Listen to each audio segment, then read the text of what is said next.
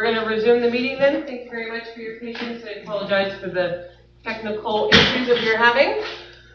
All right, what Marcel said, I'm trying. He's attempting to get back in. All right, we are going to move into adoption of minutes 4.1 recommendation. The council adopts the minutes from the special council meeting held on January 8th, 2025. Can I have a seconder? Seconded by Councillor Rabble. Thank you. Any discussion regarding the minutes? Councillor Wall?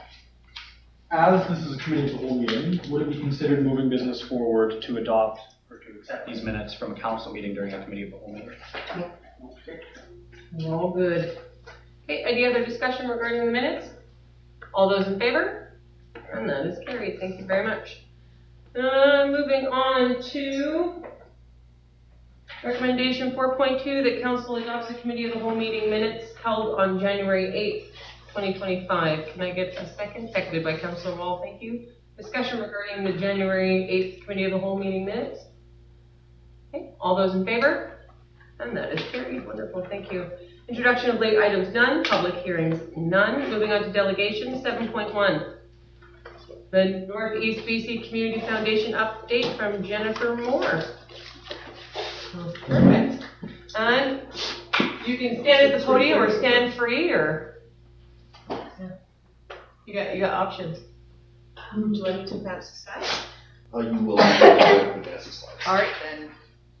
There you go. So Whittle is now. That tells me where I have to start. That does. You're right. You win. Audio check. You can hear. Yeah, you're all good, Marcel. We can hear you. Yeah, Marcel's there.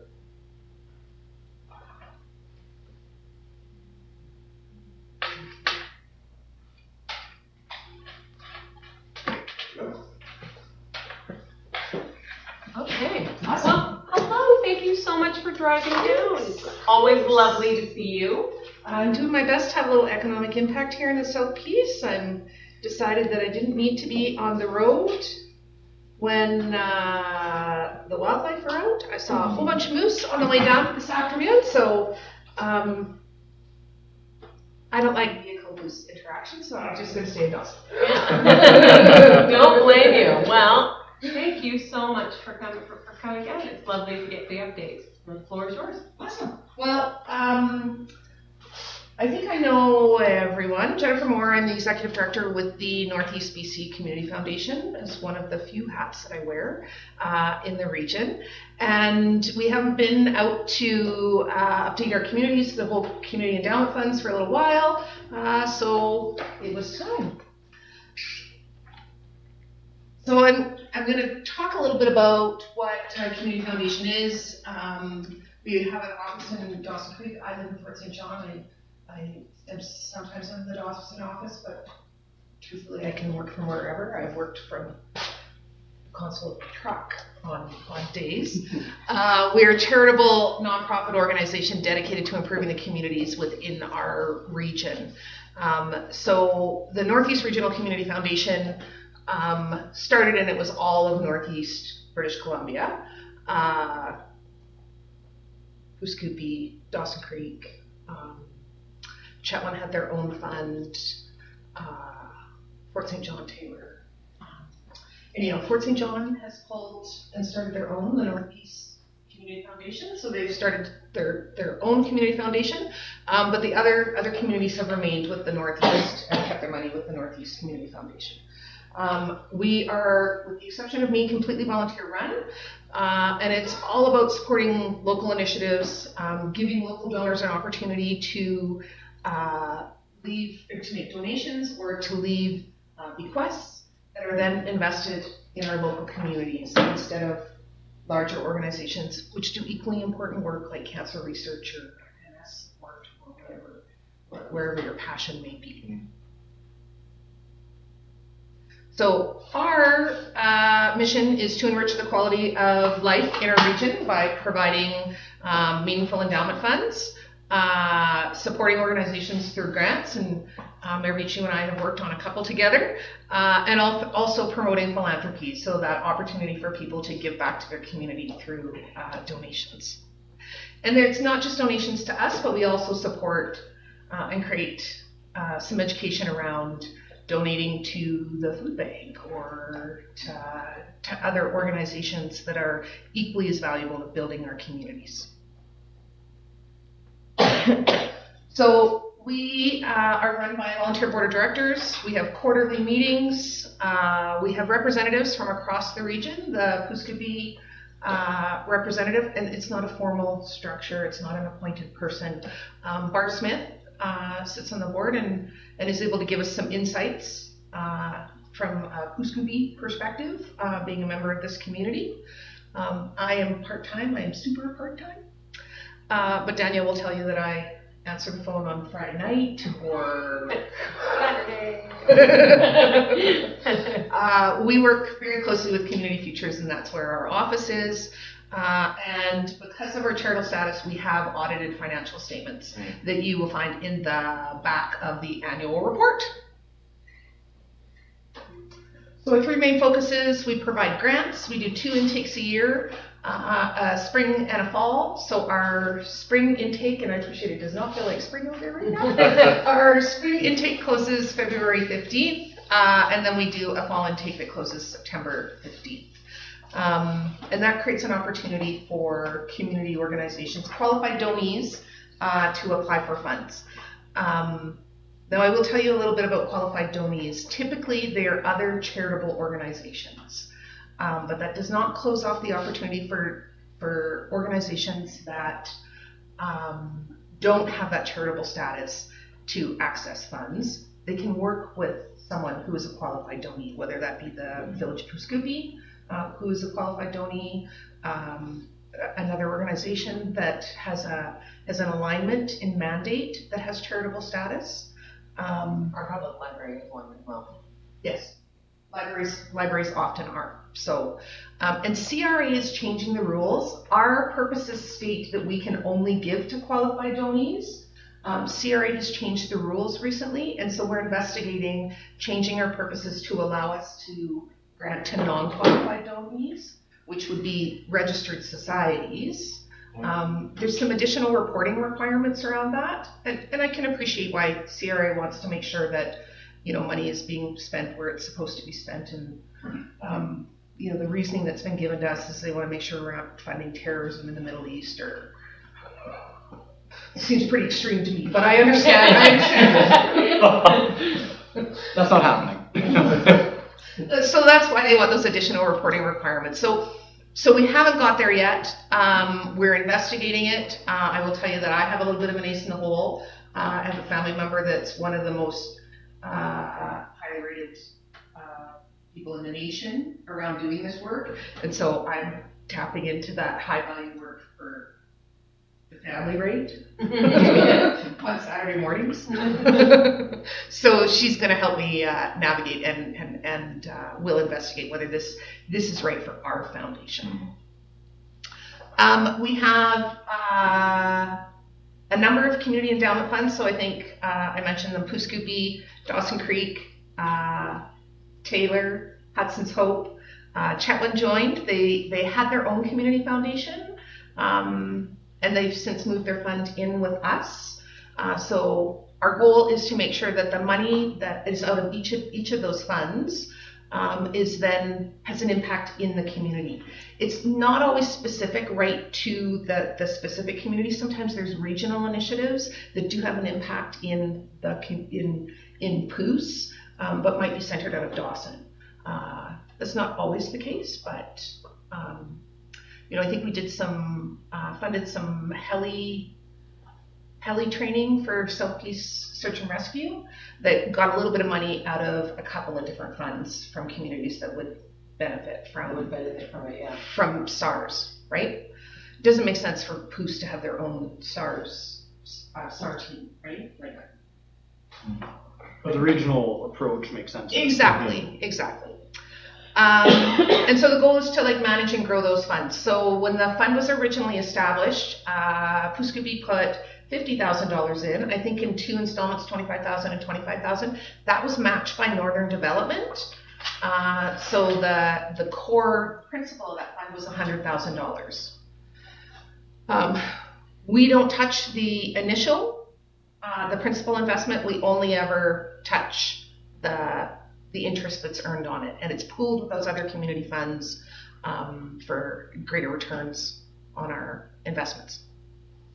And then the last piece is community involvement, and from the perspective of the Community Foundation, that's really in supporting organizations in our community that I believe that nonprofits and charities are the lifeblood of our community. That's what's really creating a sense of community. And so how can we support those organizations in creating greater stability, better systems so they can streamline things? Sometimes we get bogged down in an organization with systems and processes, and we really just want to do the work, right? We want to do what the mandate is, but we got to have systems and processes. So we can help them streamline those pieces and be better positioned to be able to access funds. Then we're successful in our role. The plight of the nonprofit is the search for funding. Mm-hmm. So the foundation has given out just shy of $500,000 since we were established 15 years ago.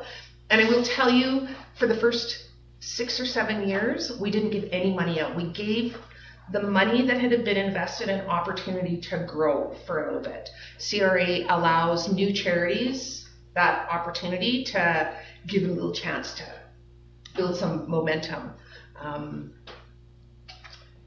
$500,000, just shy of $500,000, 55 projects. I will tell you that's gone to 39 different organizations. So there is some organizations that have received multiple grants, but I feel like 39 different organizations over 55 projects is actually pretty good distribution. It's not our intention to create dependency on the Community Foundation. I'll also tell you that the grants are quite small for the most part. So, that if we're what's sustaining an organization, it should be fairly easy to find other funds to carry that forward. 6 endowment funds, so the 5 that I mentioned, plus we have one that a nonprofit established, the Spark Women's Leadership Conference established a community endowment that will fund women from the region in pursuing educational endeavors. That's part of their legacy moving forward. We've done four flow-through accounts, so that's money that is donated that has got a very specific purpose. It's not more of that broad-based approach, and the money comes in, and it's usually sent out in the next funding cycle, or it might be, depending on what it is, it might be an independent process. An example of the flow-through account, the new library in Chetwynd, there was a memorial fund that was set up from a community member who passed away, who was a librarian. And so the family asked for donations to that, and then all those donations went directly to the library, the new library, when it opened up. Now, I did not log in this morning. I try hard not to log in on our current investments every day because it causes me stress how much it fluctuates. And I know we were playing the long game here. So our current pooled investments is just a little over $750,000. It's growing. If you look at our financials, it's growing considerably in the last 2 years with the addition of the Chetwynd Foundation, the Chetwynd Community Fund, and the Spark Fund. So in POOS, we've given out just shy of $21,000 to 3 projects, and the current value of the fund, and when I say current value, I mean March 31st, 2024. We do the fund updates. We update the fund values once a year when we do our audit based on where the investments are. Those values are not updated on a monthly. It would be cost prohibitive for us to be doing that. So the $100,000, in addition to giving out $21,000, there's another $25,000 that's growing on top of the 100.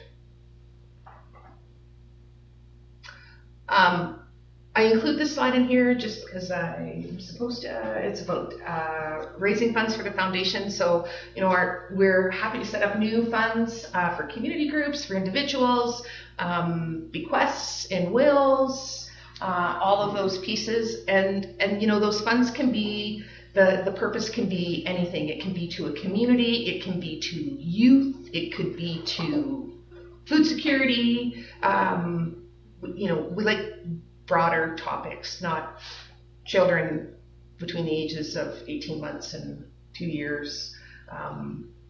They become a little more challenging for us to manage that purpose.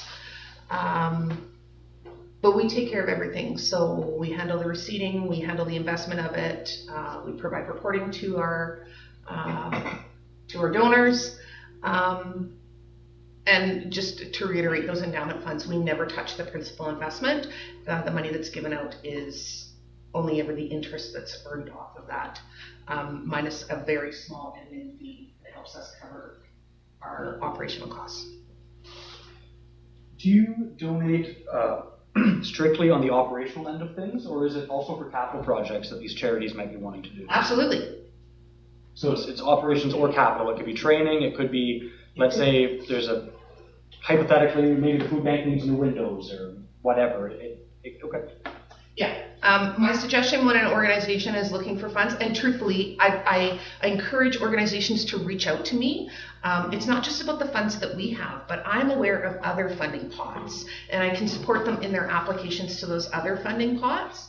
And I also understand how the adjudication committee evaluates pieces. So, I encourage people to have a conversation with me, write their application, send me the application. I'll make some comments on it, and then I will send it back.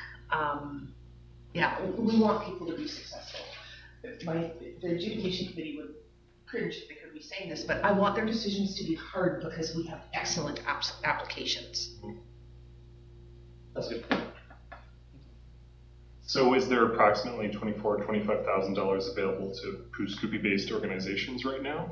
Well, I will tell you, we look at our returns each year. It depends on what comes in, right? I will also tell you, since I've started, the adjudication committee is like, this is overwhelming, because we've received more applications than we've ever received before, which is a good thing. What's going on? You falling asleep? See here. Technical difficulties, I'm telling you, they'll get you every time.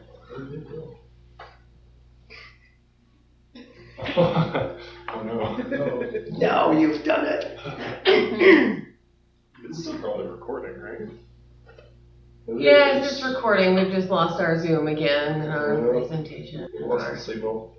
If you have any more questions for Jennifer, I do. Please continue. Okay, audio's back. Okay, well, I can keep talking. I don't need the slide to talk about this stuff.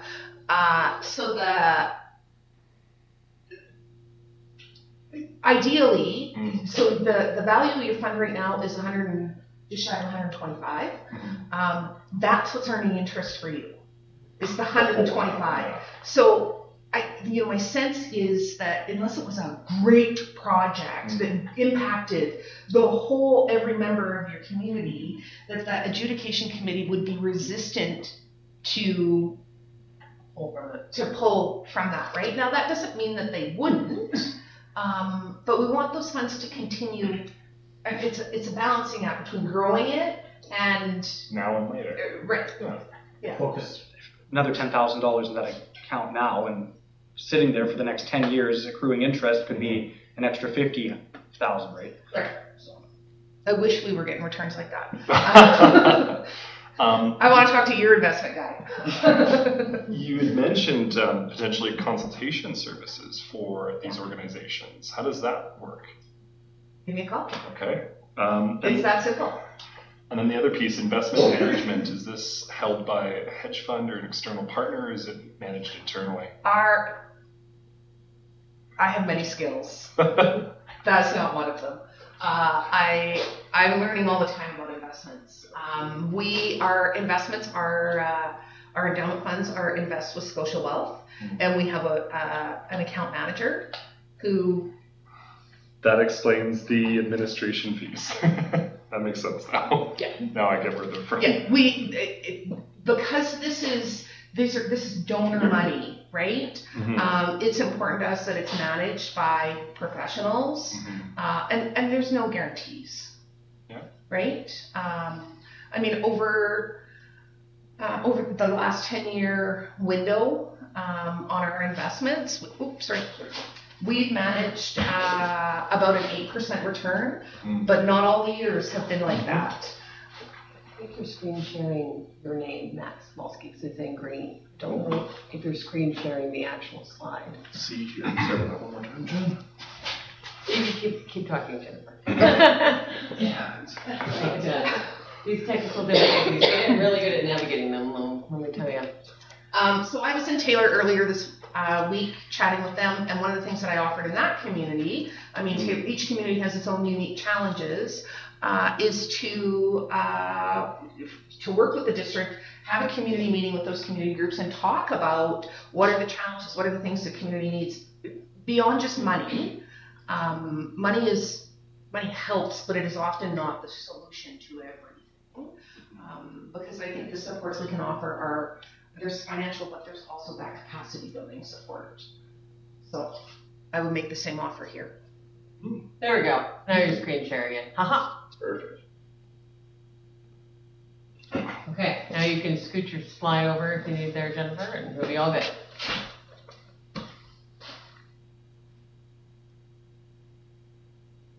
She's like, no, I can't. No, I got it. There we go. Uh-huh. I just had to click in the right place. So we have a rep from Kuskoobie. My ask of you is that we get a link on your village website, and that you talk to your community groups about the potential to access some funding and some support through the Community Foundation. And my intention is to be here annually moving forward. That'd be wonderful. Hopefully a little closer to our year end. I had planned to come in the fall, and then the fall went off the tracks, so I apologize. So I'm here in February. One instance that might actually be quite handy is our Kuskoobie Public Library. We have just recently received less funds from our PRA than we have in the past, and it is beginning to become more and more difficult regarding funding our public library, because as you know, municipalities do water, sewer, and garbage, but when it starts coming to libraries and museums, those are extensions, and so they've become more reliant on grants than they have in the past, and so I'll definitely have them reach out to you, and I think having that link there for them as well would be beneficial. So. Yeah. Is it just organizations that can donate, or can anyone donate to your organization? Anyone can donate. Good. Okay. I'm just curious about that. Yeah. If you go to our website, there's actually a donate button. And so you could donate to a specific fund, or you could just make a general donation. There is a small admin fee. We charge 2% of min. I feel like that's super small There are community foundations that charge 1%. Those tend to be the much larger ones. Like the Winnipeg Foundation is the oldest and the largest, one of the largest in the country. Whereas some of the smaller foundations, like I've heard them charging 8 or 9%, right? Like we try to put as much money back into, and we run a super lean budget, right? Like I was just working on the budget. Budget day is not my favorite day, because you're trying to stretch every dollar as far as you can, right? So our operational budget last year was $55,000, and once you pay for an audit and you pay for Arizona emissions, or not Arizona emissions, directors and officers liability insurance, and like there's really not, you stretch the dollars as far as you can. So yeah. Awesome. Wonderful. Any other questions for Jennifer before she goes? You're like, I can go on forever. This is great. Thank you. Well, yeah, no, this is absolutely wonderful. Thank you so much for coming out, and we definitely look forward to hearing these updates each year, and we'll start talking to some of our local nonprofits about just really spreading that message. I know that your work has been phenomenal with our food bank. You were a huge help to them this year, and it's been awesome. So thank you so much. Awesome. Okay. If you're ready, Matt, you can switch that back. I'm not going to touch that. It's busy today, folks. You're liable to touch it and the whole thing will crash, I'm going to be honest. Okay, perfect. All right, moving on to 7.2 capital asset chart and management overview from Mike McPhail. You don't normally vote on delegations, do you? No, because it's done. been- You Yeah. just need a motion that. Yeah. So, yeah. All right, Mr. McPhail, you are I up. second that. Oh, yeah. Let's see if we have less. I sent well looked through that. Email, I can open it via email as well. What's that? I can open it via email if you send it via. Yeah, I sent it to you. I just sent it to you. That might be easier with how finicky the thing is being today.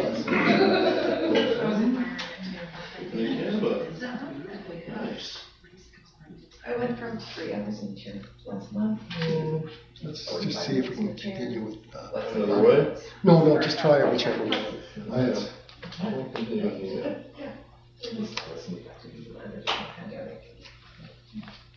That's a real trust-based relationship. You like screen sharing your Yeah. password and. Oh, we're gonna stop Oh, is that that. happening? No. No, we're creating an account here, folks. 681. Banking. Yeah, right, banking info, credit card, back and front. It looks like we're in business here, Michael. Woohoo! Share this. Over here. Share. I don't know why it's showing up that way, Matt, where I'm not too 100% sure either. We're having a double view of the Weird. gallery as well as the initial gallery. Sharing the sharing. Yes. Councillor Woodall, are you seeing a black screen with the name Matthew Savolsky on it, or are you seeing the actual presentation? No, I'm seeing most of the presentation. I just got a couple of black bars on my screen. Oh, okay. I hope you can see me. No, you're No, hidden. no. So, Yes, thank you so much, Mike, for driving down. It's lovely to see you. it's wonderful to be here tonight. So, and I thank council for having me here tonight. And it was wonderful meeting Matt for the second time. We have a lot in common in the way we think, and it's been wonderful to talk. And I'd like to thank council for letting me, hiring me to do this report and going through. For me, it's sort of a bookend, because when I started in Cruise in the municipal sector in 2011, I always thought the operating was great, got that fixed up, but the capital end always bothered me, because we could go from anywhere from $0 one year to $1 million the next. And how do you set up tax rates? And if you so choose to use sustainable funding model, the advantage of that is it will give you the utilization of your reserves. It will also give you a set amount to set aside for capital. And then you don't have the big discussion, how are you going to fund all the capital projects you want. There will always be exceptions. Sometimes things hit that you don't know about, but it's the sustainable funding model, in my opinion, or what I've seen in my experience, is the way to go. So, here's the agenda of our the discussion we're going to go. I'll give you a definition of sustainable funding, and here's the agenda. And now we'll start. So, sustainable annual funding is the choice to fund infrastructure replacement over the lifetime of assets. In practice, this approach imposes infrastructure cost to its ratepayers, as infrastructure is used, spreading out the cost of infrastructure across its full age, rather than compressing costs at the end of an asset's useful life. And what that, go ahead. I was just going to ask, so that means if we were to purchase a fire truck, for example, the second we get the new truck, we start putting money aside for the replacement of that truck in 15, 20 years. So what I say in the template I created, we went by the fire truck that was purchased at Charlie Lake. That was $900,000. So you put on a lifespan of 20 years. So you're putting aside $45,000 a year for replacement. Starting year one. Yeah. Yeah. Instead of 20 years later, you go, oh my goodness, we have this $900,000 probably 20 years from now to be a couple $1 million bill. That's essentially sustainable. So, and where you're right is you do it. And where the advantages are is just as we were talking about, the way we're doing capital funding generally, and this isn't the only municipality that does it, it's everywhere, is you just wait for it to break, or there's a shiny new bottle, or there's no life expectancy. There's not a condition assessment to it. It's not a structured process. So, and its limitations are, for example, aging assets. This building is, I think, built in '98, so it's about 25, 28 years. In the sustainable funding model, in the report that you'll read later on, will say that you set aside 30% of your building expense towards replacement. And that will be your HVAC, your roof, and stuff like that. So when you need to re-roof, you've got funding there already. 30% is the value of the building? Yes. Because it works out to be your replacement values of everything will be about 30%. That's a reasonable average. Thank you. And another thing that's really important, when we send tax rates, if your capital budget's going up and down from 0 to 100, how do you set tax rates? When you come up with a yearly capital amount with a pool of all your assets, you can set your capital budget the same as your operating budget. So it's not based on what you purchased that year. It's based on your whole pool of assets. The other thing that is a limitation to your current funding is you're really dependent on senior government grants. That you're in a lot of ways, so you're waiting for some Money from heaven. Yes, pennies from heaven. And another thing, this is hard to when we add new infrastructure. Say you decide to add in a water pipe. Say it costs $1 million and it will last 25 years. You should be putting that, that $40,000 a year on your new asset. And if you do it with the sustainable annual funding, you do get a double whammy, but you're costing your new asset. You're already figuring in, okay, it's going to cost us extra money to have this new service. And as I said earlier, the wide fluctuations. So, at the time when I was creating this report, I met this fellow, and he said, "Well, I think government should be run like a business." And mainly that comes from the idea that the profit makes government more efficient, right? The profit motive makes us more efficient. You're always looking at new things, but we're in government, and there's different reasons that model doesn't work. For example, in a business, you only invest in capital assets that give you a return on investment. I.e., when you invest in something, you're getting a return on investment. It makes you money. Does that fire hall make you money? Does this municipal hall make you money? No, it doesn't. So capital assets are different. They're not a money making. Also, when you're in a business, statutory regulations are high, i.e. water and sewer. You don't want to pollute the Poughkeepsie River. You also want to have clean water. So it's healthy for people to drink. So there's extra expense for that. And the next thing is, by the local government, you can't have a profit. Okay, so I guess that doesn't work. So what then? So I went through, but it's okay. So what do we do? What then? What do we do? Well, I just want to show you how and what net profit and sort of an accounting 101-ish. So you have cash in, which is your revenue, cash out, which is your operating expenses. Then you have depreciation. Your depreciation in business or in the public sector doesn't have a cash impact. All it is an estimate that accountants provide saying this is what we expect your capital asset to last. So it's $1 million and it's going to last 40 years. That's $25,000 a year. So there's some cash there that you're generating. And when we look at a profit, net profit, in private business, yes, there is dividend to it, or the owners will get a share, but also in industry, a portion of your profits has to be reinvested back to your capital assets. So that's a part. So in public, depreciation and a share of that profit equals your contribution to reserves. So it's a portion of it. We can't return dividends to councillors, but that's okay.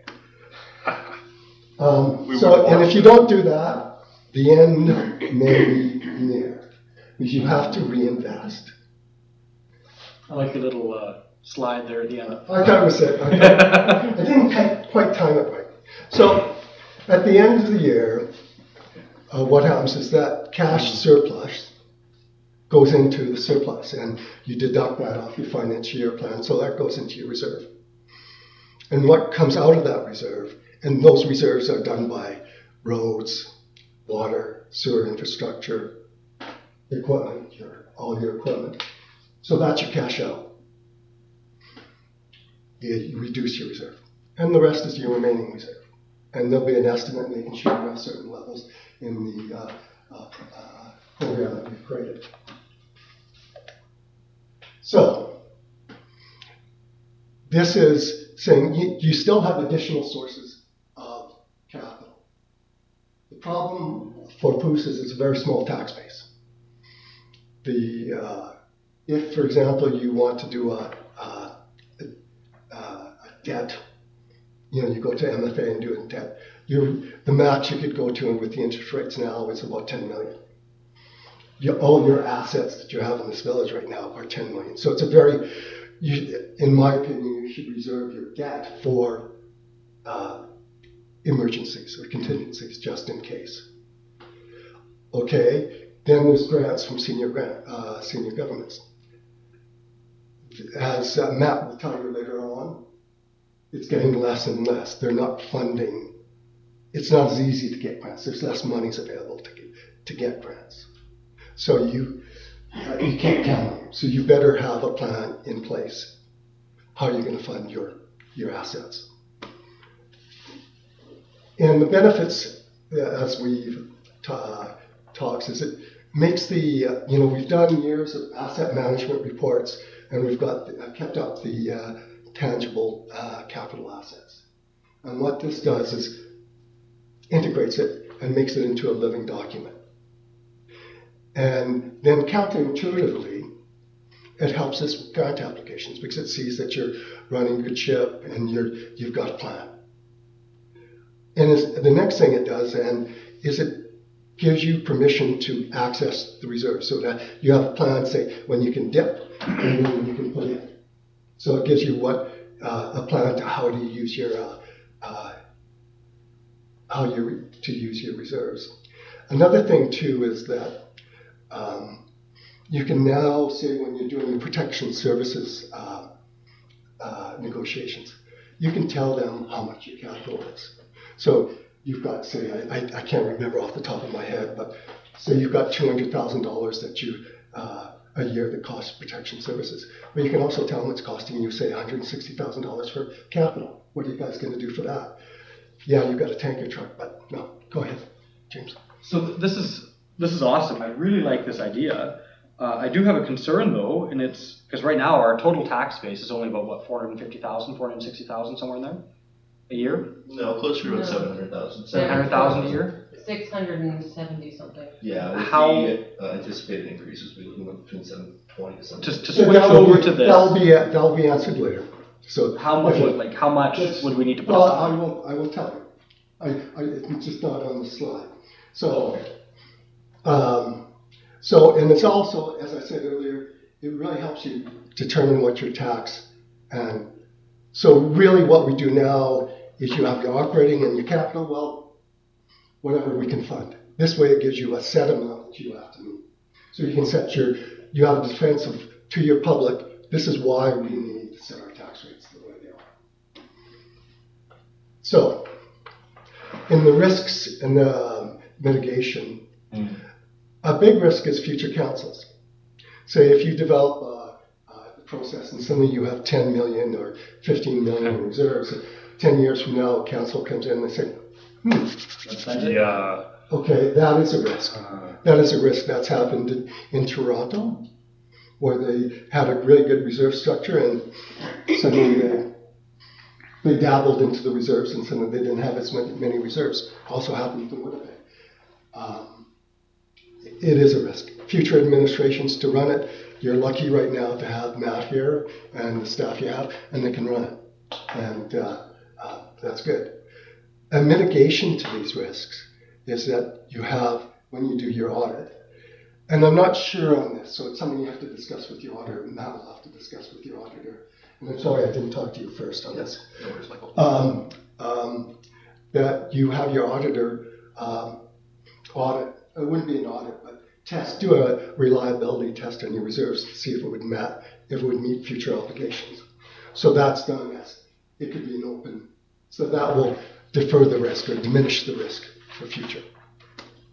So, in summary, right now, you're looking at about $58 million in assets. If this town was to burn down like Lytton and you had to replace everything, the cost to replace everything would be about $58 million.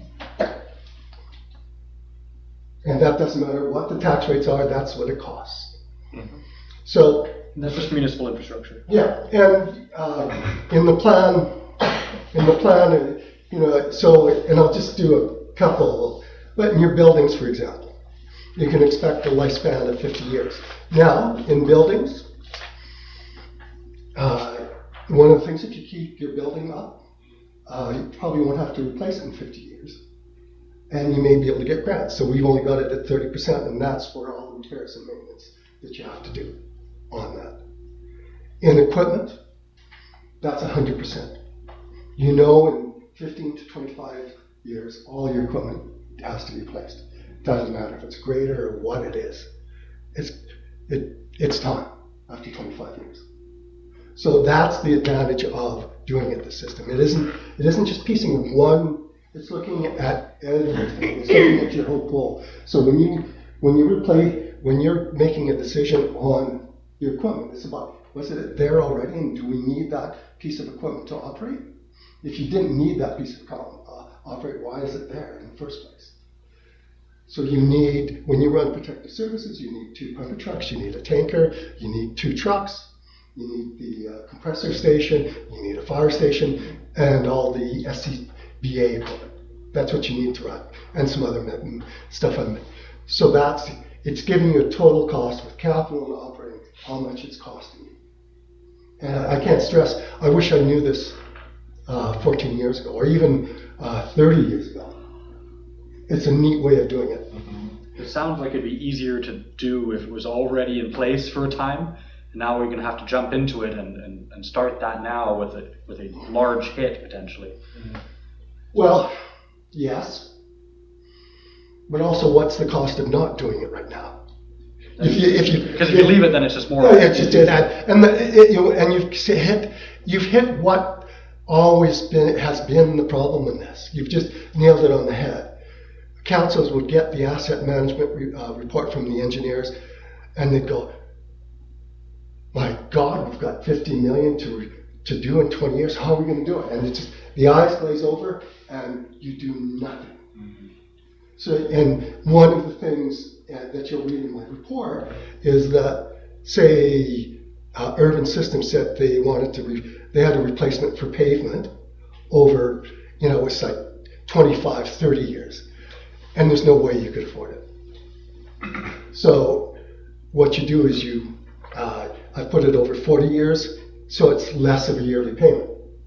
Now there's still going to be some problems, but at least you're putting some money forward, and if there's repairs to do, you do it, and then you work on the budget that you have, and it's good. Like the biggest concern, Mr. McPhail, that we are constantly facing is that many of our assets need to be replaced or repaired now. And we have no money set aside for the assets that need to be repaired or replaced now, let alone money set aside for the assets that need to be repaired in 5 years, 10 years, and 15. On saying your equipment, you read the proposal, that's a problem, yes, and that is a dilemma, but the way it's set up right now is because it's funded by the PRA, the 70% that you put to PRA agreement and your gas tax. And at some point, if you want to fund more from it, then you raise your taxes accordingly. Yes. So I see option A as doing nothing, which we can't afford to do. And option B is going into this, which is really good. I can see it being a large rate increase for the residents of Pouce as a huge hit all at once. Is there an option C where we could slowly phase this in and start putting money aside so that in 10 years we're putting the amount of money aside that we need to do, so it's not a huge shock to the ratepayers all at once? No, it's your decision. The way the proposal I've written that you'll read later on at a later meeting is it's taking PRA monies that you're working towards 70%. And the gas tax, which are slated for capital. It's not taking anything else out of your operating. It's slating for that. So that's how I worked with it. But my concern with that, Ms. McPhail, is that we've lost $73,000 of the PRA agreement just this year alone, and our gas tax is only $98,000. And the expectation is that we have close to $2 million in repairs and replacements that need to be done between now and 2030. But if you're putting in, on a yearly basis, you're putting in the way I figured it, because I did it on last year's PRA monies, it was about $844,000 a year that you put aside. The advantage with the way you're doing it then. In 1 year? We have to put $844,000 away in 1 year? Yes. So we'd have to double tax rates immediately? No. Because you've got the PRA monies. You still have, what, $1 million? $1 million something in PRA monies? What I'm saying is that if you would still keep it at $800,000, that you're doing it to, that $800,000 plus the gas tax monies, and close to $900,000. When I did the proposals, I wasn't privy to the new budget. It's not based on raising taxes. It's based on using the PRA monies. And this is not coming from, per se, tax monies. Yes, monies are fungible. Sorry for my shock factor there. I just heard the 800,000. Will we just make 750? No, because and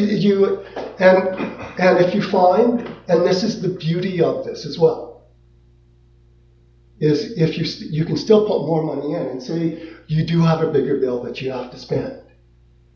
You can access reserves because you have some plan in advance, so you can look in the future so my equipment reserve can be over 20 years. It will tell you where you're going to dip. So, the ebbs and flows. So what you're putting in, and then 1 year you're taking 100,000, the next year you're buying a fire truck, that's 900,000. Yeah. So the advantage of this system is that you're using your reserves to help you through those peak times that you have to spend a lot of money. And if you're putting $800,000 to $900,000 a year to your capital, and you say you've got $4 million in there already, or there in 5 years in this budget, you're putting $4 million in as well.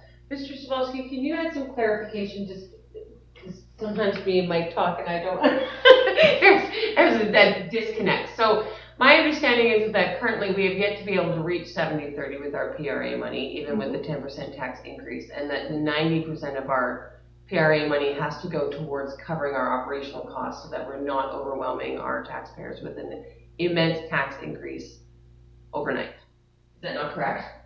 It is somewhat correct, Mayor, Your Honorable Worship. Ultimately, we do use a good portion of the PRA money to allocate a balance towards operations until capital funding does come in, but it's not all of our PRA money. We would probably. It was more than 800. I guess my concern is, like, if we're thinking about putting away, like, let's say 860,000 from our PRA money, well, we are going to have to make it up because we use such a large portion of our PRA money to operate the Village of Pouce Coupe. Last year's budget was $400,000 to $500,000 of the 1.1 or 1.2 million. It wasn't the other way, is what I remember. Yeah. I looked at it, but So I'm not trying to, No, I just want to make sure whatever is, if it's It's not, more of an if accounting practice for when we're waiting for a capital allocation or TPA Yeah. remittance to come in. yeah. and I'll certainly, if I don't know what the operating is this year, so I don't know what you guys have planned this year. I don't think it's superly huge difference from what it was last year. It's pretty close to the same, but. We have an overview. in So just a quick question, if I can. Yes, please, Councillor Whittle.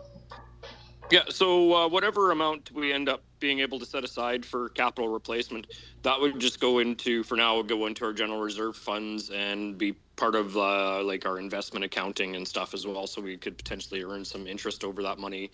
Say we're putting money away for 20 years to replace a fire truck or other infrastructure. We're also earning some interest on that money while sitting in our investment accounts as well, Yes. are we not? Yes. It goes as part of your pooled investments, yes. Yes, Councillor Rebel. So this is to be more specific and strategic with how we plan for the future, but we still have reserves. We still have money in the accounts. It's not like we're starting from zero. It's just this is a requirement passed down by the province. All the other municipalities have now been essentially forced to meet this obligation. So everyone's going, okay, fine. Instead of dipping a toe into the pool, now we have to kind of slide into the pool and get used to it. So essentially with that, we are in a position to shift to this where it's more specific allocations, right?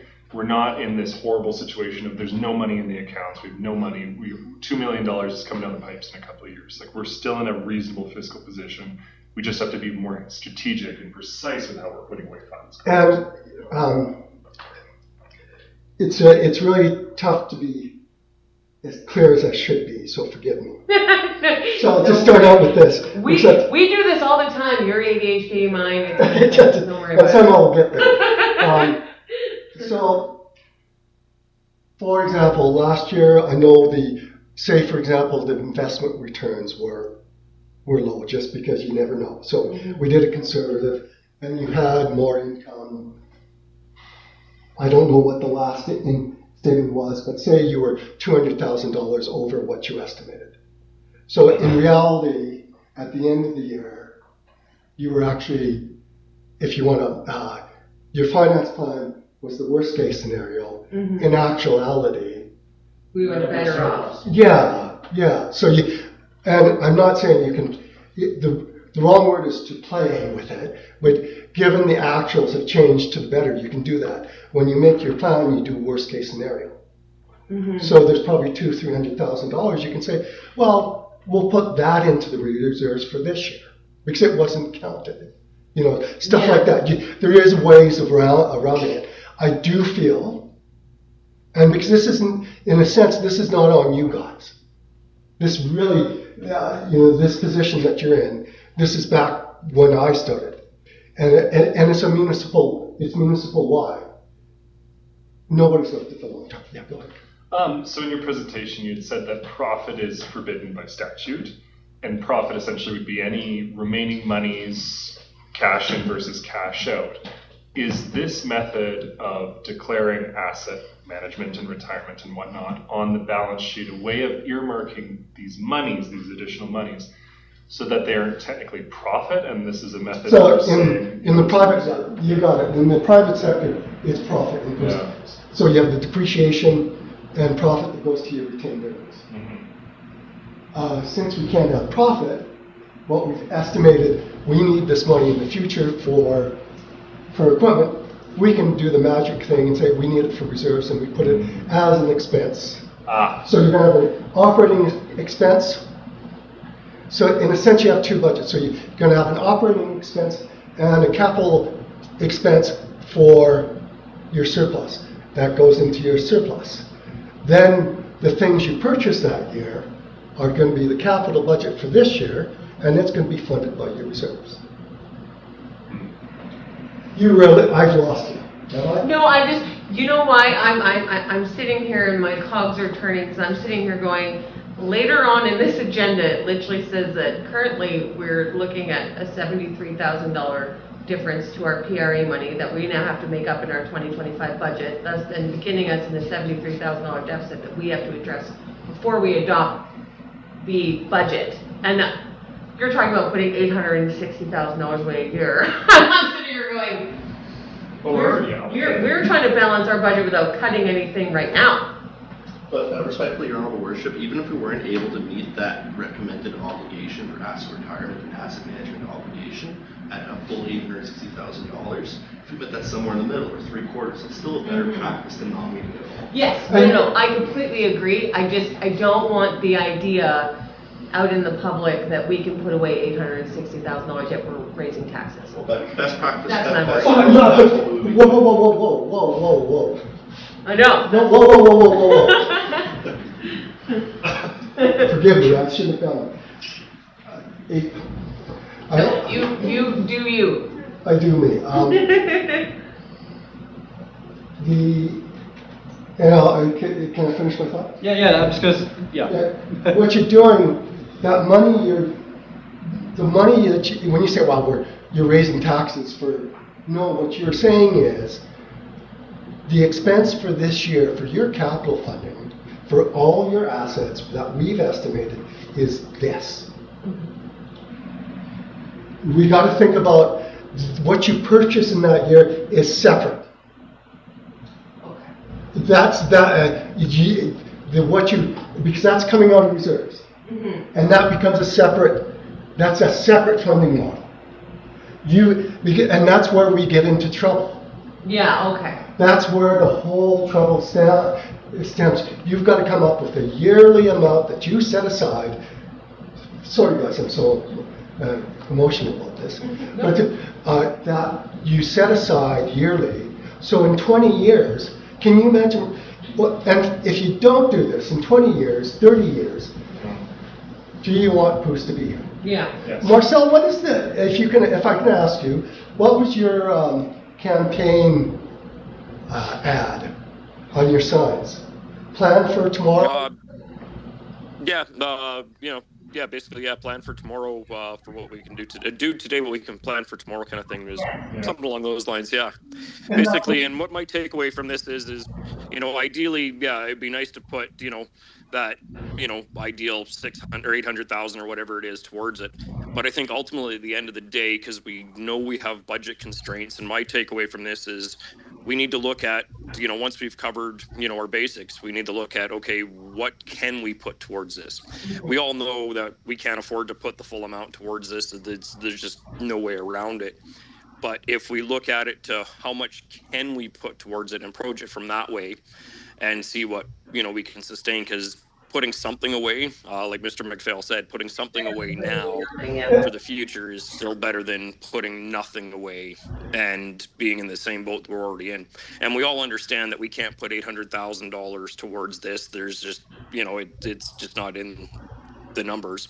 And we all know that we're going to have reduced funding coming from senior government levels. So it's one of those things that when we sit down and crunch our numbers and we look at what we can put away, because putting something into that rainy day fund or into that replacement fund is better than, wasting our time saying, oh, we can't afford. Well, we need to find something, even if it's, a couple bucks, it's still better than nothing, right? Well, and then that's when we had all spoken about that Site C money. Taking that and then putting that, that's money that we are getting that we don't normally get, that we can start putting that into this fund. Sorry, Councilor Wall. That's all good. If I can try to paraphrase what I think you're saying, Mr. McPhail, are you okay with that? Yeah. Are you suggesting we take some of this money and earmark it within our reserve that we already have, and say, hey, we're going to take this money that's in our reserve and earmark it on a yearly basis to fund future replacements? Is that what it is? So what you will do, my recommendation is that you will have a building reserve monies and set aside so much money for that. Then you'll have your building replacement for that. You'll have an equipment reserve that you put yearly monies to it. You'll have a water reserve. You will have a sewer reserve. You will have paving or road infrastructure. That money can come out of our general reserve that we currently have. It's just allocating that funding so we know what it can cover.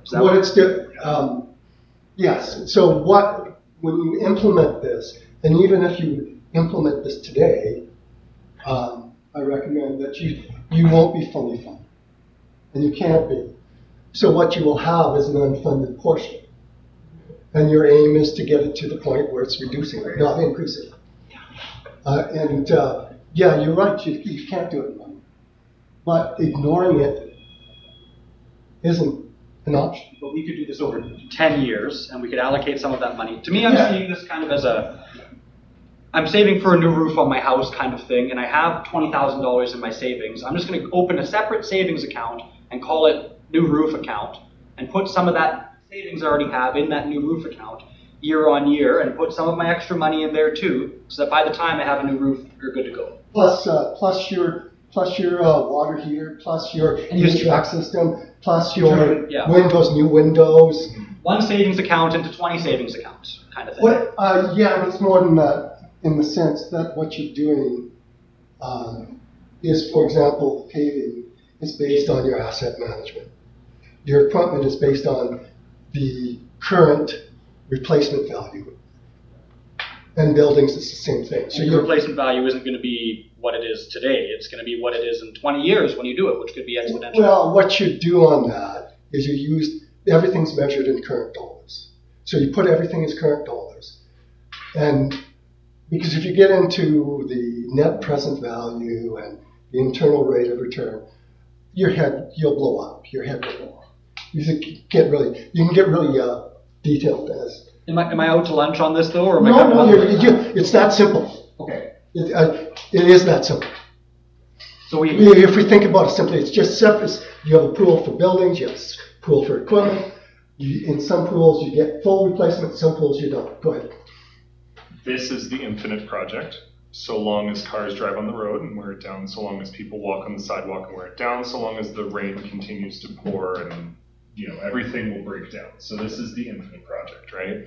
For the next 1,000 years, 10,000 years, so long as the village exists, we must put away money to replace the things as they break down. Unless we start, paving something with like titanium, we're kind of hooped. But that's a huge upfront investment.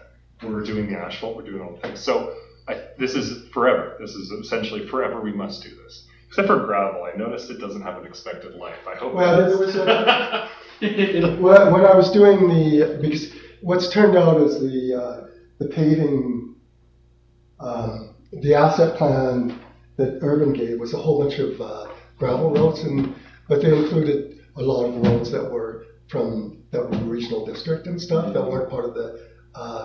There's only, and I didn't put it in there, but there's only one gravel road, which is the elevator road. So yeah. So yes. This might be my last question. Sure. Potentially. Over how many years do you think it would take the village to sustainably put this money aside so that we could get to our target of putting the amount of money you're suggesting every year putting away? So I guess what I'm asking is, right now I know we don't have enough money to put $800,000 away this year, but if we put, let's say, part of that away in 5 years, could we be on the right track? I haven't seen your current operating budget. I'd be remiss to say because I don't know. My point would be, you now have a budget figure that you have, a yearly budget figure that you have to meet for your capital, and that's what's important. Before, we didn't have a yearly amount that you had to meet, otherwise, which will also change, and it's going to be iterations. Change the goalposts every year, yeah. The goalposts will change. Yeah. But you'll have a yearly amount for your capital instead of going, we know the fire truck's coming up, when's that? Or paved roads are going down, what are we going to spend there? This gives you a plan how you're going to replace things. And if you decide not to replace, you have the option, for example, in paving. In a way, this is kind of a blessing. It gives us on this council the very difficult decision of what we're going to do with this, because this money hasn't been earmarked for the last 100 years that the village has been here. But what this does do is this gives us, I think, a good opportunity to help the next councils and the children in the village now that want to live here and grow old here. It gives them the opportunity to actually have a funded infrastructure here in the future. I mean, this might make people hate us, but well, it's the whole problem. It's the whole problem because, yeah, it's you're seeing the download of in a sense, it's not a download from senior governments, because in the government charter, it does state one of council's responsibilities to take care of the village's infrastructure. Mm-hmm. That is one of your core responsibilities. We have 93 years of previous administrations Well, putting this money aside. Well, and that was because in previous years, it was a way of economic development. So, the water, the new water building, the fire hall, they got, I don't know how much funding, but they got big grants for that. And the initial grants in the 70s were water. It was all grant. And it really does become asset management. Because do you pay, the advantage of going by debt is, in a sense, the current generation pays for what they're using. So when you take out the loan, and if you could do it that way, if you had a big enough tax base, okay. But this is paying, that would be this generation is paying for the next generation. Yeah, okay. So in loans, that's the advantage of that. You pay the interest cost, but the generation that's got the work done is paying for it. So, but the problem is for POOS, as you just discussed, the tax base is small, and I don't think you'll be able to have a loan for $58 million, right? You got nothing for operating there. I hope you have insurance for it. Yeah, exactly.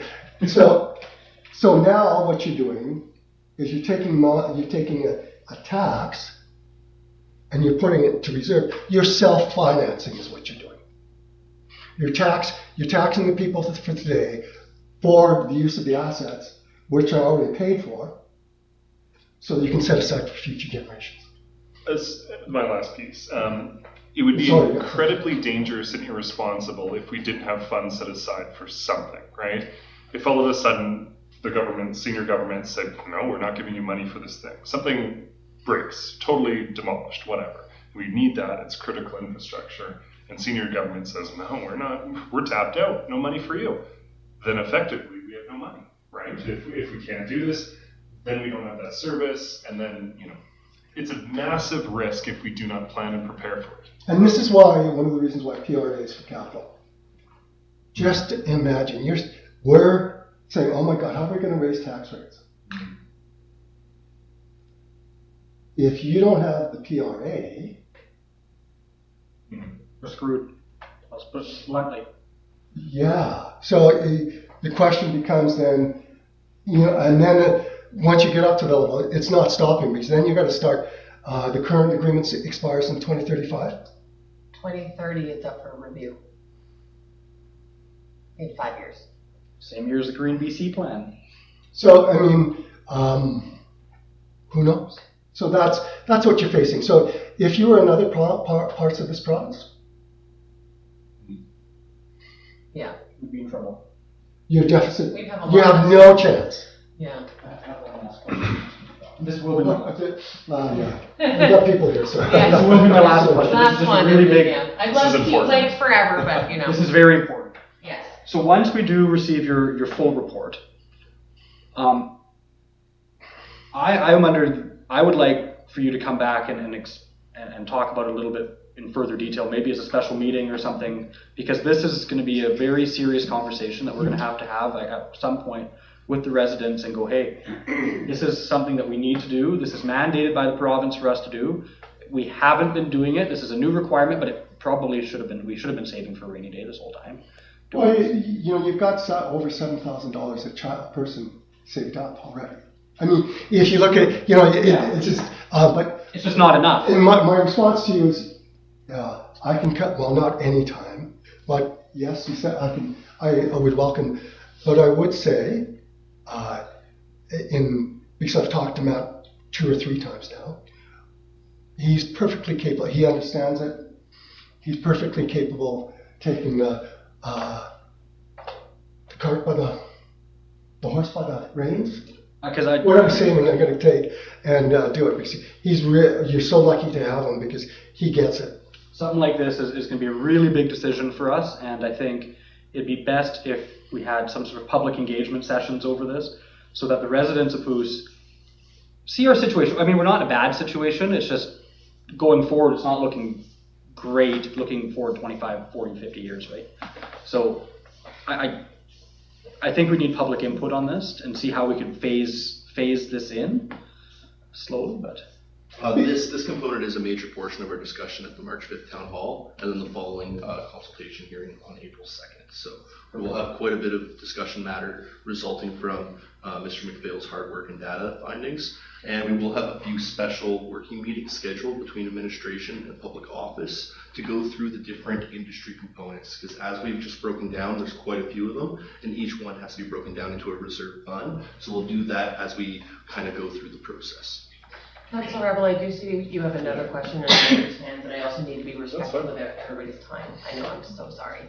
Well, thank you, Mr. McPhail. It was lovely seeing you. It's wonderful seeing you guys. Thank you so much. Thank you. And you're in good hands. It's so nice. That means a lot. Thank you so much, Mike. Have a safe trip home. Fantastic. Okay, wonderful. Thank you. Alrighty. So we are going to move on to 7.3, grant match funding procurement presentation by Michelle. And I would pronounce your last name, Michelle, but I don't want to butcher it for you. So the floor is yours. Hi, thank you so much for having me, and thank you, Matthew, for bringing me here tonight. It's an absolute pleasure. Now, Matthew, are you having me share my screen, or do you have my presentation? It is possible. We have enabled sharing from multiple participants on this meeting. I'm sorry? We do have multiple participants sharing enabled, so if we're able to have your screen view the presentation, that'll be fantastic. Okay, great. Thank you. Just give me a brief moment here. Take your time.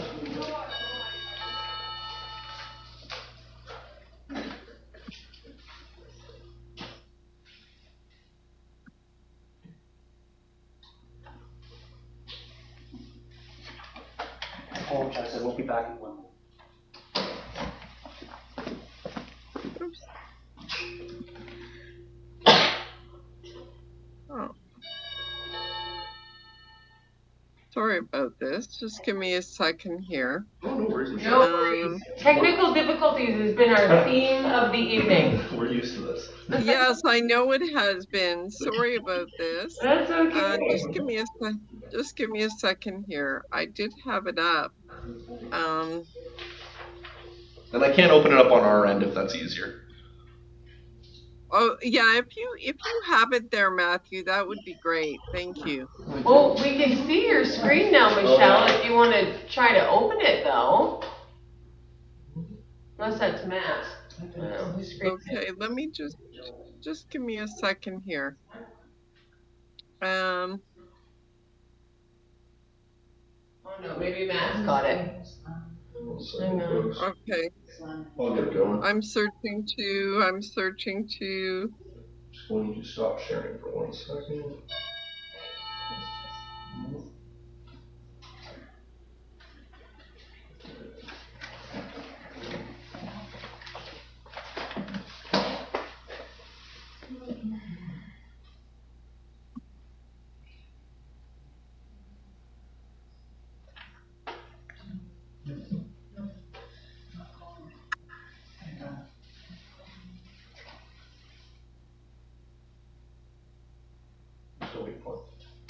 Yeah, we're just trying to bring up the presentation right now. Just give me 1 second. I'm a little slow here.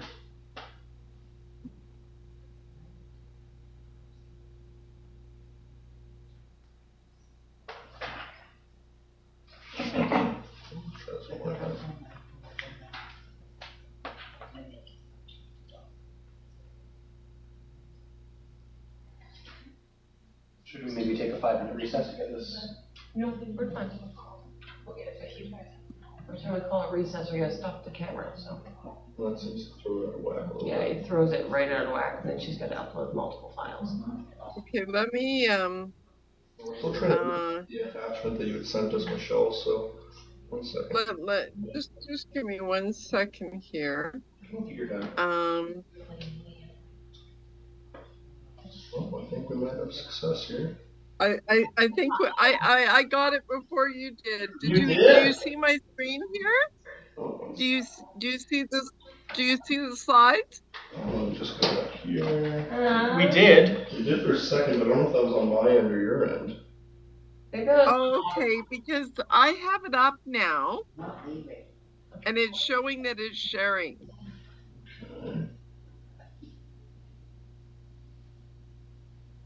That's strange.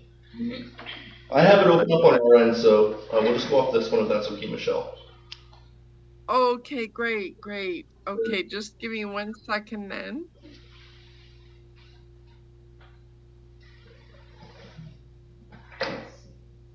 Okay, great. Thank you, Matthew, and so sorry about that, folks. That's okay. Thank you for being so patient. Okay.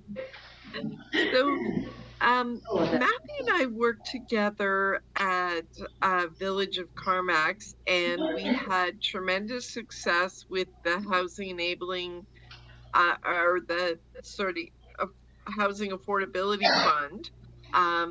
I'm going to speak to several funds that we look at, but I'm going to step back first and talk about Grant Match's government funding strategist, which sets us apart from one-off grant writers.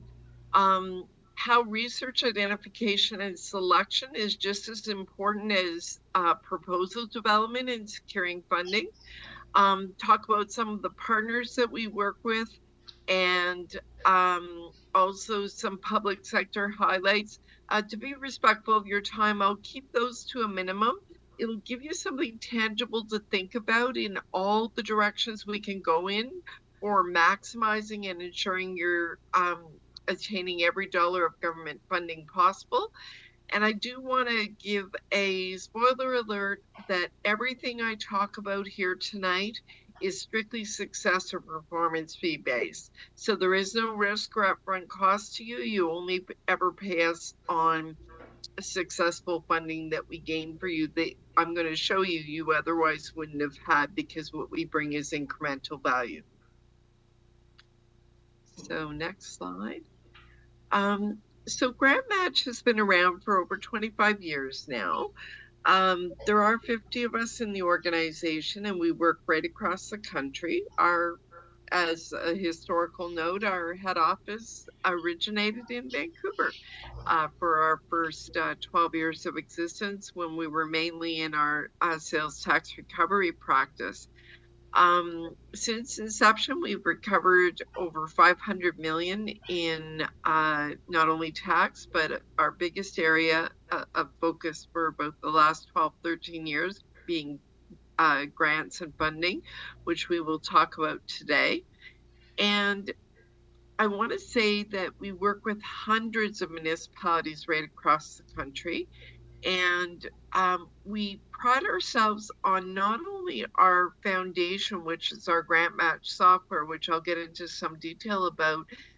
Just important for you to know that how robust our horsepower is in the background of all the analytics that we do, and it is unique to us. But we also pride ourselves on our relationships. So we really customize and tailor to your style, as much or as little as you want to be involved, getting to know the workings of your organization. And that's what's really brought us to the success we are here today. So next slide. So one of the key important elements of us being strategic is that when we pull from our grant library and serve up a recommendation of a fund we think that is important to go after for you, we are already bringing a high probability fund to you. So we're not wasting anybody's time. And the reason we can do this is because of our vast experience in like client projects. Obviously, our vast experience of fund knowledge as well, because these funds reoccur, and you will see the funding themes that are reoccurring over time, if not the very funds themselves, as well as our in-depth knowledge of every type of fund. And I'll talk to how our software platform feeds that knowledge, and also the expertise of our entire team. So why pursue government funding? That might seem obvious, but really it's so integral to ensuring that you're achieving taxpayers' objectives, getting ahead of building infrastructure, and accelerating disaster response, as the case may be, and reducing budget commitments and loans.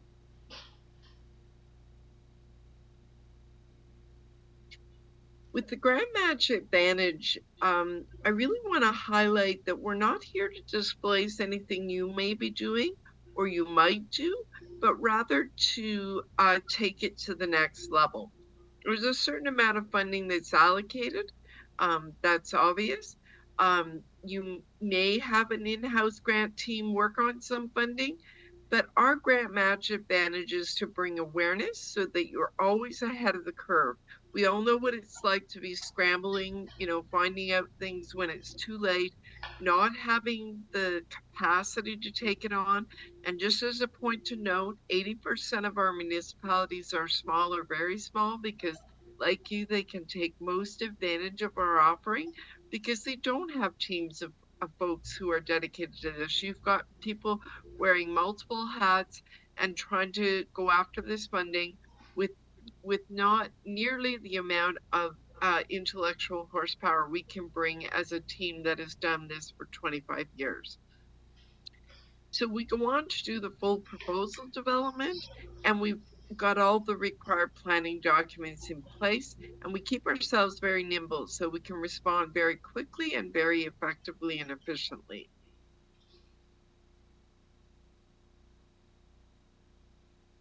So the way we do that is our comprehensive analytics tool streamlines the vast array of complicated information out there. So we lay out your projects and have them in lockstep over time as these programs come available. So we're essentially pulling from our grant library into your strategy, serving up recommendations and matching them as we deeply get to know your history, your vision, your wish list, things on the back burner, your capital budget. We plan for that, and then we compile the most comprehensive application submission you could have.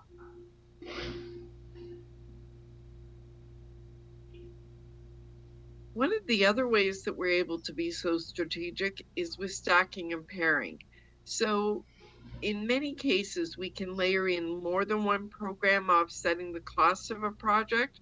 In the stacking example, this might be a provincial grant and a federal grant. In the pairing example, this could be, an infrastructure grant and an environmental or a socioeconomic.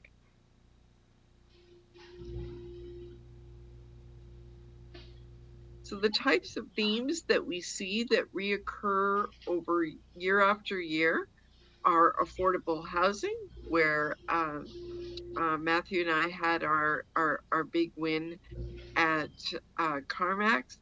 Environmental is an increasingly popular theme and technically a little more complex to get to, where that showcases our value even more.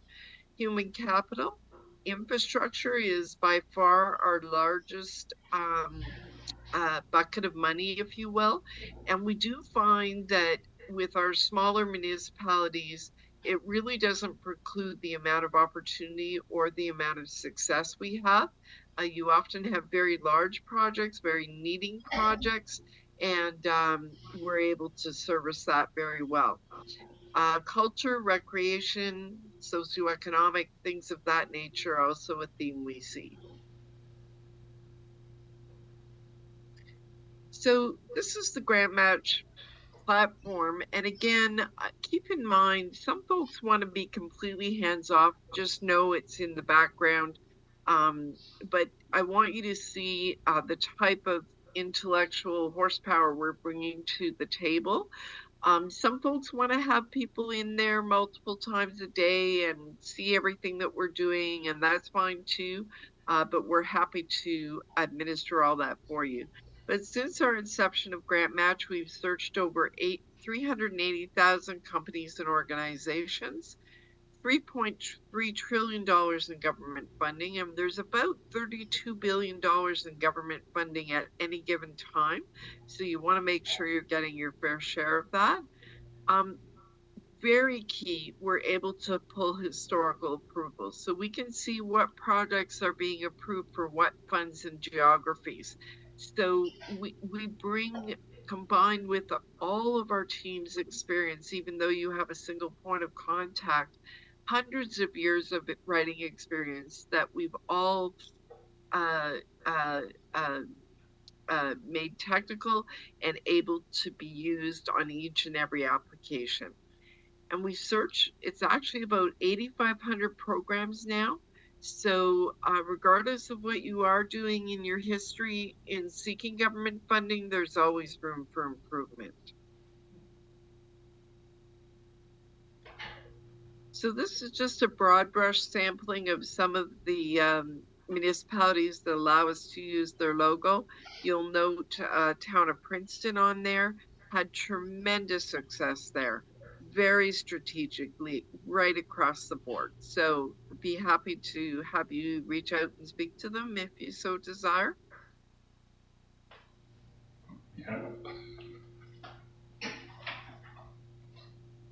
Just some other lightly to touch on, just to lend itself more to our credentials and credibility.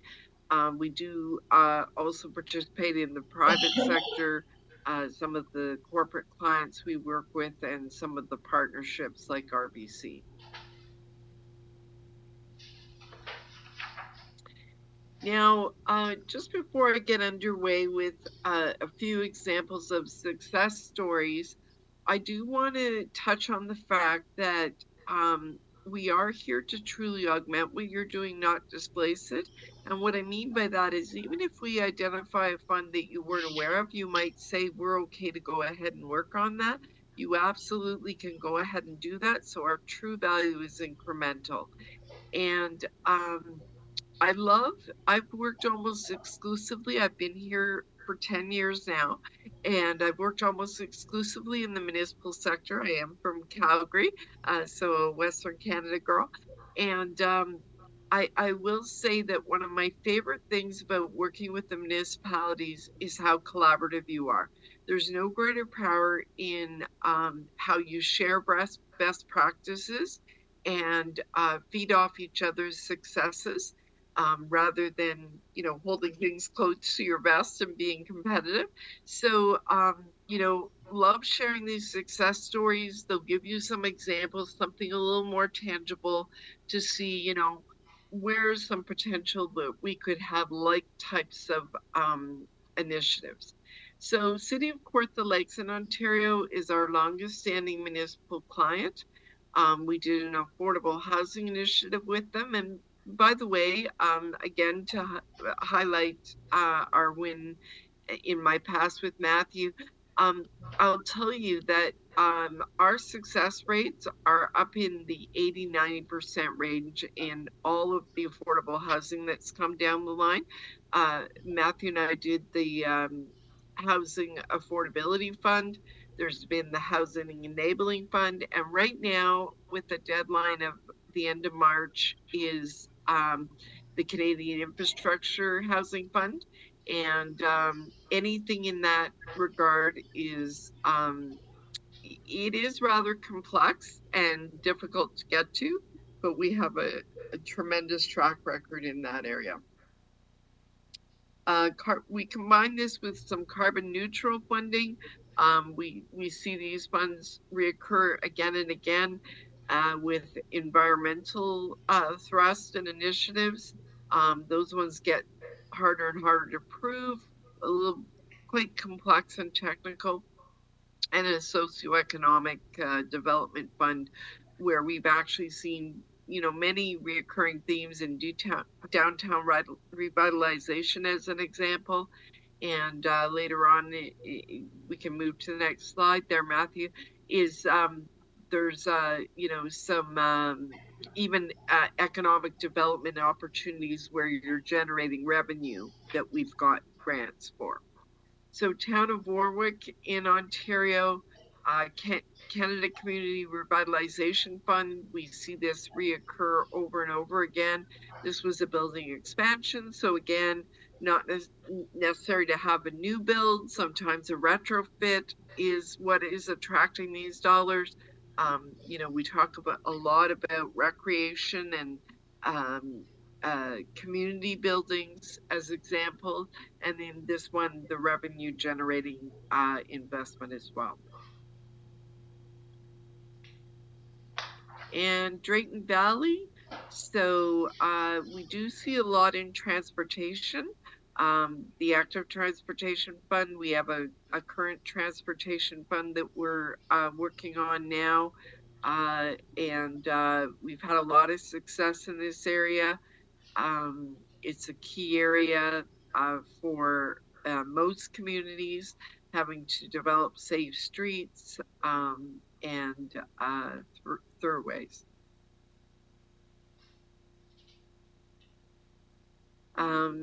City of Estevan, this was a really exciting win for us for a smaller city. Having a recreation center that we could do a new roof, upgraded HVAC system, and you know, the community impact was just tremendous for a city like that. Here is a Princeton example, the Pacific Economic Development Canada. We did a downtown revitalization. Accessibility is another huge theme that we reoccur and have tremendous success in. Campground upgrades, so nothing is too big or too small for us. You know, that tier of funding that you're looking at, you know, you're seeing all these big funds come out, but what's nice is we go after those $10,000 and $20,000 opportunities as well, that oftentimes, especially for a smaller municipality, are the same amount of legwork but lesser money, and they get overlooked. So we leave no stone unturned. So now we're going to flip through these last slides fairly quickly. I don't want to go through line by line. I think it's going to be a lot more meaningful for you to read them at your leisure and digest. Just to pique your interest, some of these have passed, some are current, and almost all of them reoccur. But it gives you a sense of the breadth. When I talked about that slide that was the Venn diagram of the high probability fund, this is where high probability funds that we recommend. This is where I'm talking about how we understand and go after every type of funding, and the knowledge we're bringing to that is just unsurpassed. There's no way that anybody on staff could do that, because you just can't culminate the amount of information we have in all of these areas.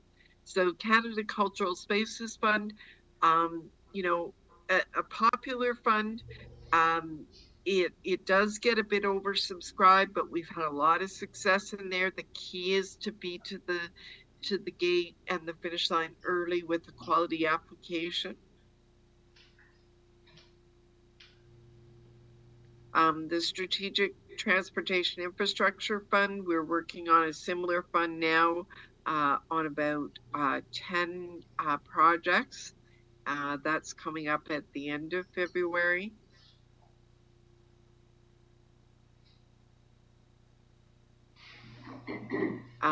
This is the one that is due at the end of March, which is another housing fund.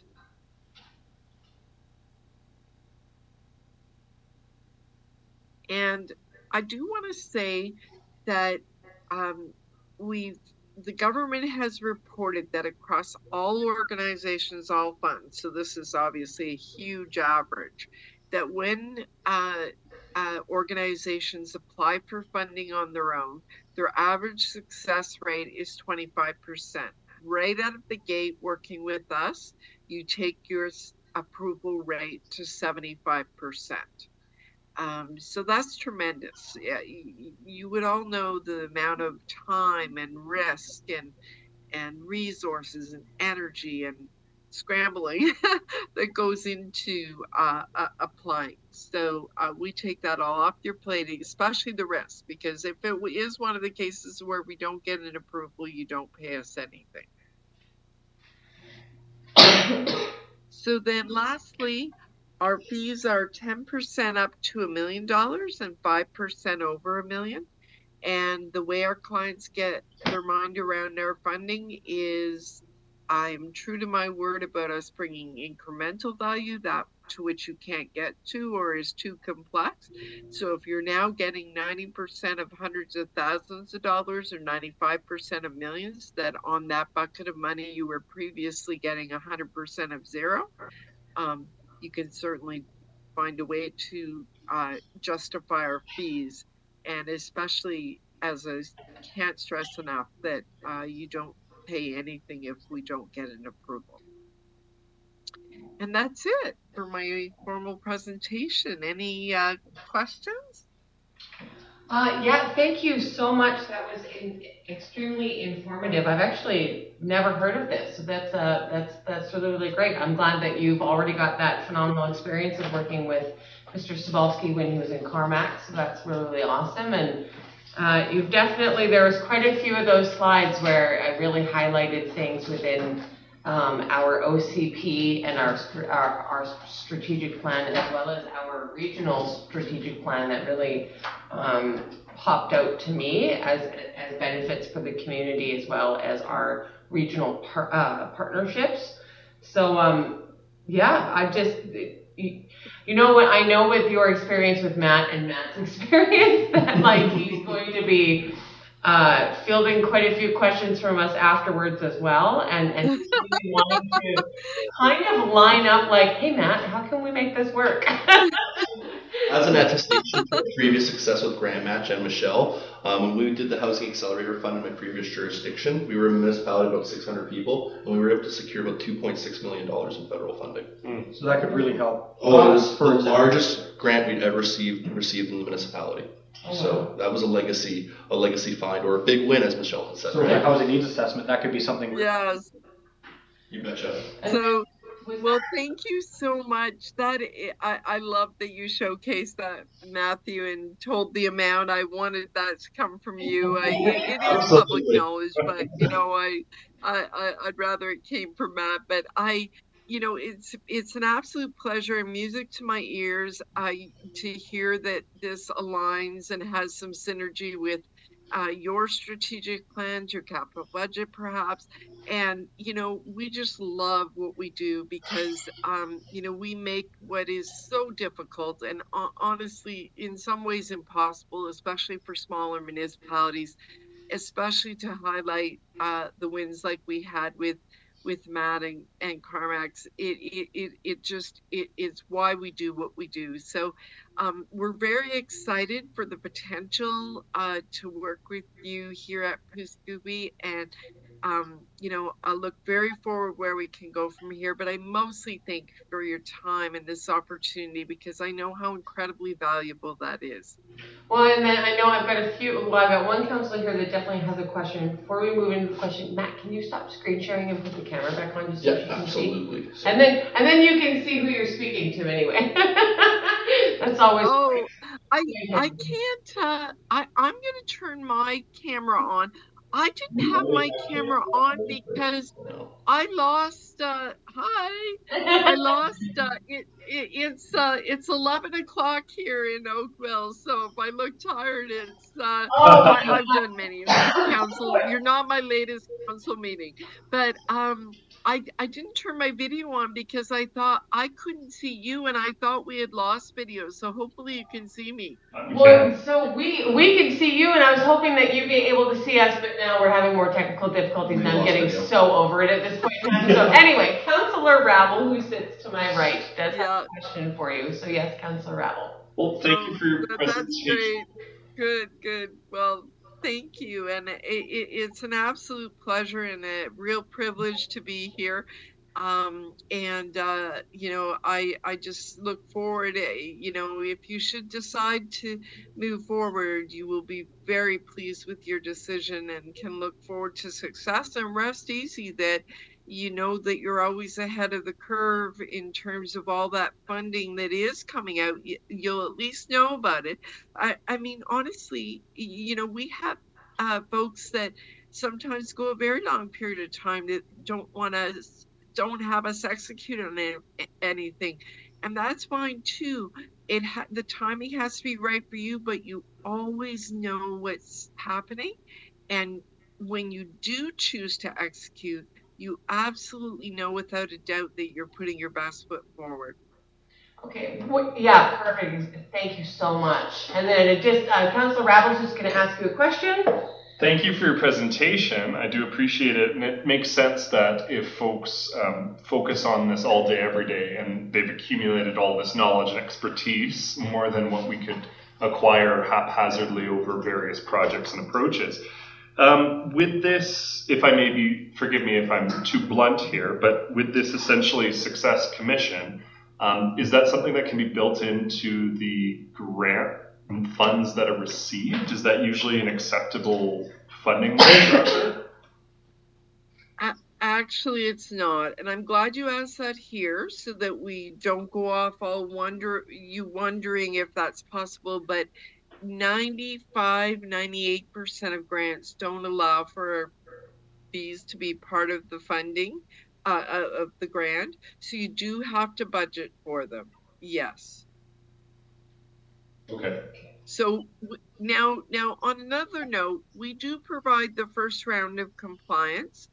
So all that reporting and everything that has to go back to the government, which is a ton of legwork, that's in the first round, which is the lion's share, and we provide you a template after that, is included. You know, we do have such a great offering with taking all the risk, but unfortunately, in that reporting, we have to be able to show that all the money went to the project. Okay, thank you for that. So you're saying the first round of compliance reporting you folks handle, and then you provide us with a template to proceed in the future. So my understanding is there's the initial gathering phase and the application phase and the approach phase, and then a piece of that reporting afterwards, and then the remainder of the reporting over many seasons would fall to us still. So it sounds like there's definitely that initial, but then also that reporting piece, which is very helpful. But your services are mainly focused on the acquisition of these grants and these funds then? That and the proposal development. Yeah. So the acquisition of the funds, that's where we're focused, yes. Okay, any other questions? No? Okay, Councilor Woodall, do you have a question or anything? Before we let Michelle run off? No questions. It sounds like it's definitely something worth looking into, especially if it works on top of everything else we already have in place, and with where staff numbers are, it makes sense to farm it out.